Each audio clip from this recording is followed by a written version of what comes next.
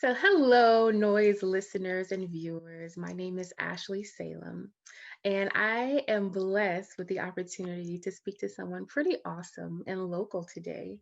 My guest, would you be so kind to let us know who you are and a little bit about yourself? Okay, my name is Lacey Lamar, and I'm from Omaha, Nebraska.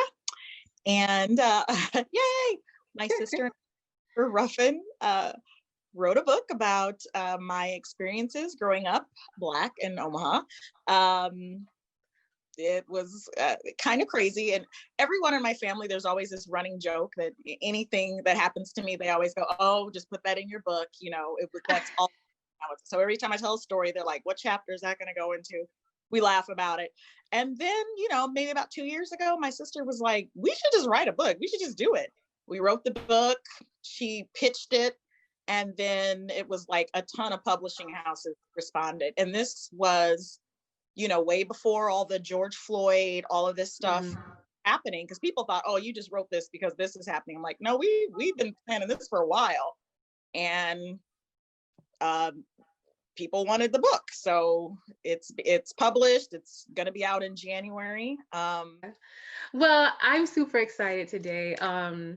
Not only because Black Girl Magic and you and your sister out here collaborating, but also because I love to read books and I just also love to just explore people's stories. So, not to have any spoilers, but is there any one incident that you might want to share with our listeners and our viewers today? Oh my goodness. I think I'll share a couple. There Okay. was one in a meeting. This is just really short and sweet. I was in a meeting. Again, the only Black director in the room, Black person in the room. Our morning meetings. Most of these things have happened in I call them my morning meetings. So you're Okay. and a lot of the time, and I don't. There is someone listening right now that does this every day. You pull up to your job, and for one reason and one reason only, racism, where you have to just take a deep breath and just sit in your car and decide, am I going to go in? Is it too late to call in? Can I turn around and go? I mean, that has been me for years, where I would just sit there and be like, "Oh God, not today." But you have to, you need to get paid. You have to make a living. So you sit in your car for a minute, you get yourself together, and you walk in. And so that was me that morning. I walk in, I sit down at this meeting, and I'm before the meeting starts, everyone's talking a little bit, and I was telling a Mhm. story about my parents, because that's a whole nother book right there.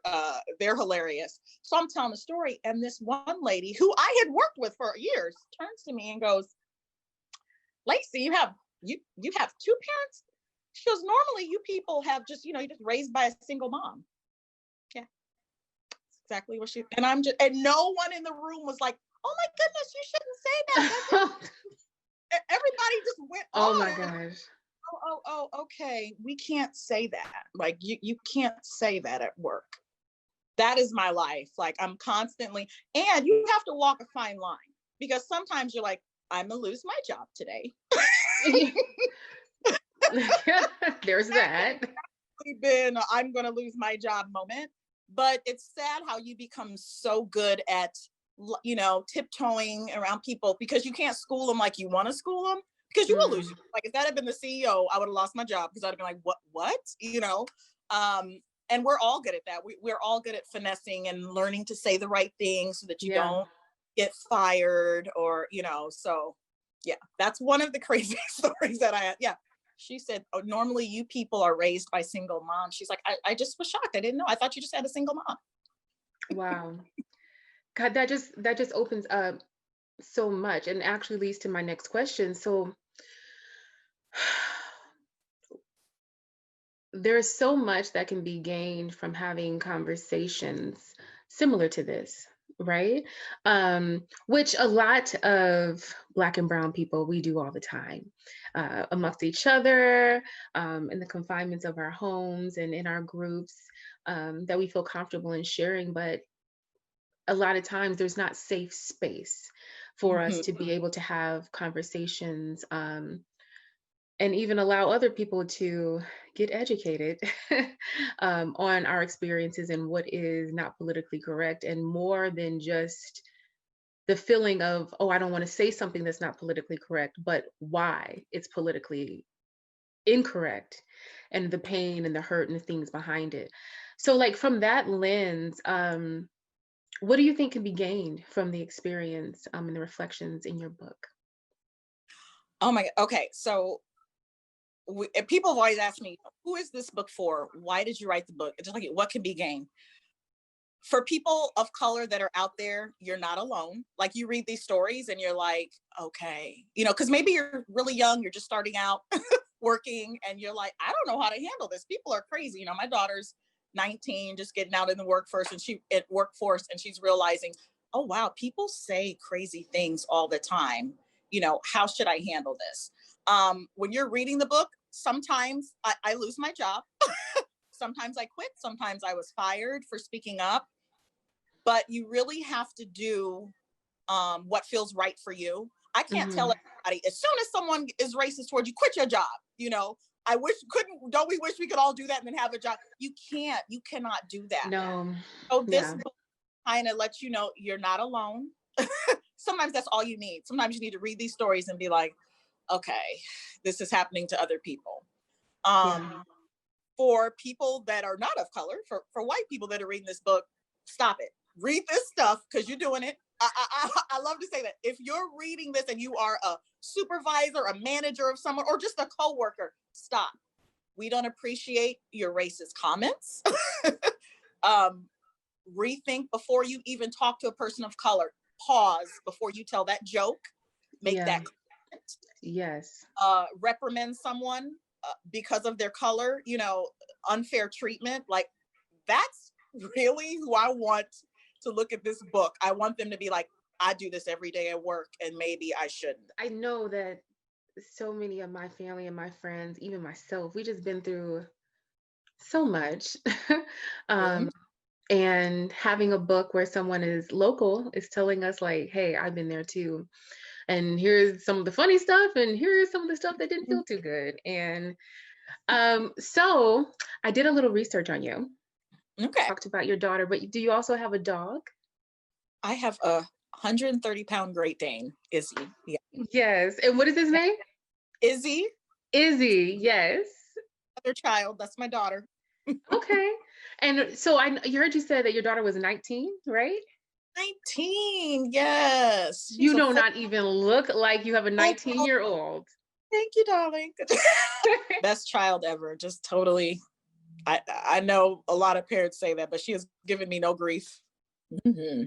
Best child. Has she shared anything with you? Like as far as like her going through racism moments, do you recall maybe her sharing like what her first one was or Oh, yes. I mean, when she first, when she went off to college and she's back home now, COVID and everything, but yeah, she was yeah. like, it's racist out here.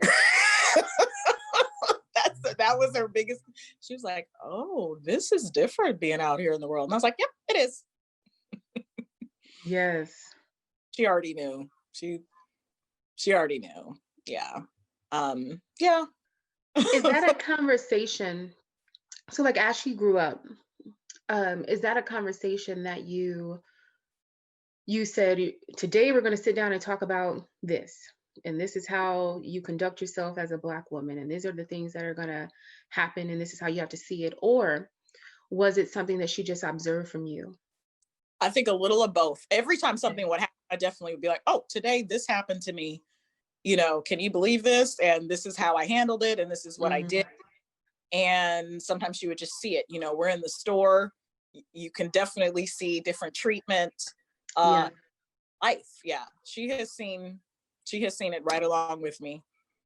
um I kind of do the same thing. Even though he's young, I kind of do the same thing. Like I will tell him when things are happening or when we experience something in a store.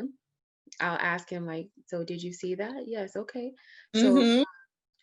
what do you think? Why do you think that man said that?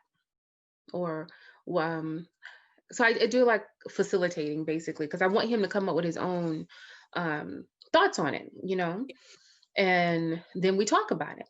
We talk about why that is. And one of the things that I think I know that I've had to do delicately, and I know just by being a Black American, we all have to do, and I know you know this, Lacey, because you basically just said this, but like doing that like dance between like we have to inform them, but we also can't break their spirit.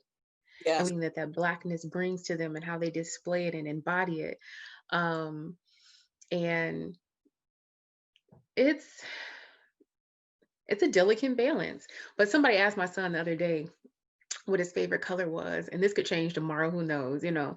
But he was like brown. I was like, yes, yes. Yay.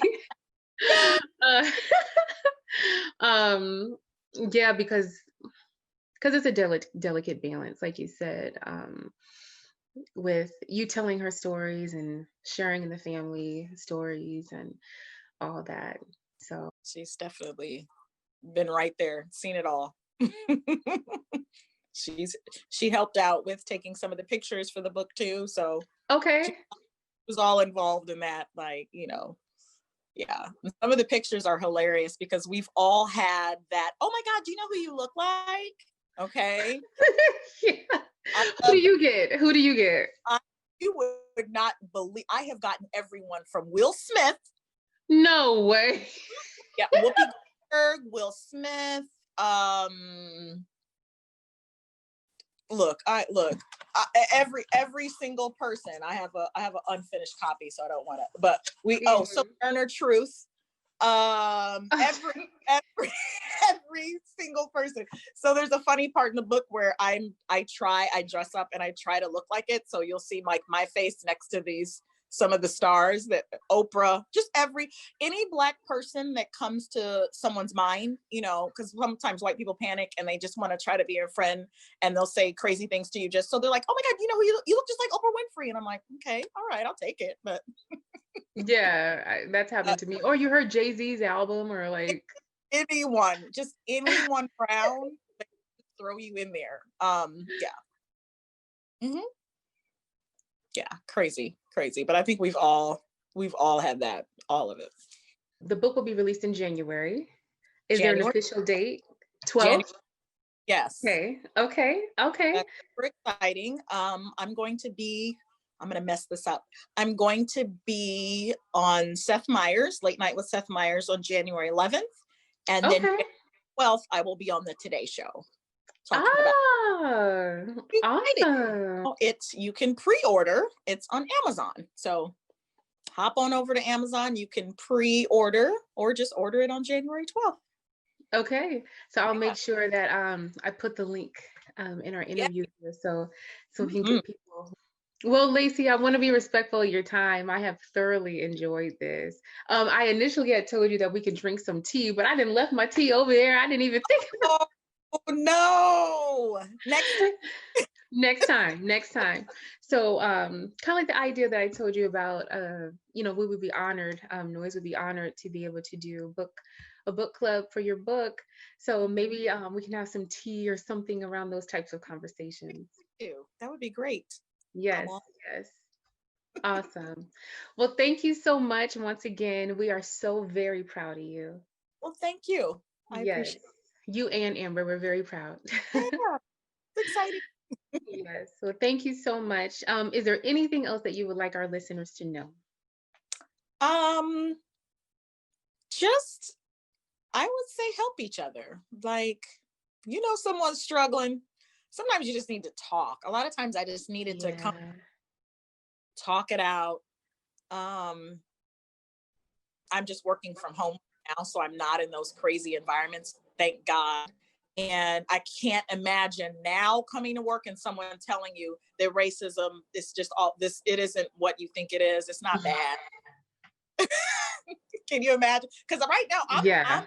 because of everything that's been happening, I'm infuriated. I'm upset. You see all this stuff happening on TV. I can't imagine going into a white space and having them tell you that that's not racism and that's not what you thought you saw. And I can't. I can't. Yeah. There's so much that, yeah, it's just so much. Um, and that's another reason why I'm super excited about your book. Because I know that there are so many experiences out there. Mhm. And I'm excited to read yours. and see what you gleaned from those situations. So most Well, definitely. okay. We could go on forever, could we? Forever. Yes, yes, yes. Um, but I thank you so much, Lacey, for allowing me to interview you. And noise listeners, thank you for listening and watching. And Yay. we will check back with you another time. Okay, great. Thank you so much. Thank you.